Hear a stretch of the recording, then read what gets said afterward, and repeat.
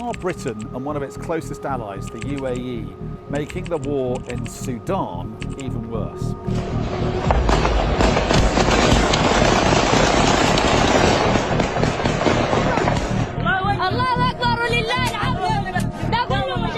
We put that question to both governments and we have an update which some would say is not all that reassuring. You'll have seen from your screens how bad the war has become. It's not got the attention that wars in Ukraine and the Middle East have, but it's just as bad, if not worse. The hundreds of thousands killed in Sudan are mainly civilians, and millions have been forced to flee and left homeless. Sky News and others have gathered a growing body of evidence showing the United Arab Emirates is supporting one side in the war with advanced weapons, drones and armoured vehicles. It's the side that's blamed for genocidal massacres and mass rapes. Britain is one of the UAE's closest allies, so why doesn't it call them out on it and get them to stop?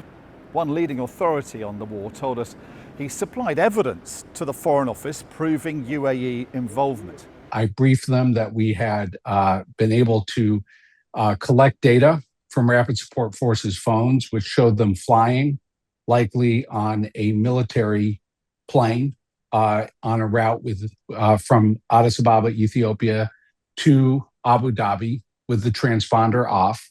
The British government asked me to release that data to prove the RSF and UAE linked, and confirmed that they agreed that the data was evidence of the UAE and RSF's operational relationship. But I asked them, why can't GCHQ or SIS or the Foreign Office release this data? Why are you asking the epidemiology department at Yale? And their reply was, if the UK government calls out UAE support for the RSF, they will reprise against HMG, His Majesty's government. They were asking for our help to hold UAE accountable because they were worried about the potential impact on the United Kingdom if the United Kingdom called out the UAE. We put those claims to diplomats here in the Foreign Office and now have their answers. The Foreign Office says it's worked ceaselessly to push for a ceasefire in Sudan and sanction those linked to violence. And they say it is simply wrong to suggest we are unwilling to challenge others on Sudan. They say they have robust conversations with all those with influence on this conflict and are being clear that any support to the warring parties fuels the bloodshed and must stop. But note what they don't do and what they never do, which is to explicitly admit that the UAE is actively involved supporting one side in this terrible war. And it's important because the UK has real power and influence in what happens next in Sudan. It could suspend arms sales to the UAE, halting all arms export licenses. It could review bilateral ties, especially economic cooperation that the Emirates value as much as Britain. And it could end diplomatic shielding at the UN and lead transparent international investigations into allegations of weapons running. For its part, the United Arab Emirates denies it has any military involvement in the war, despite the evidence against that.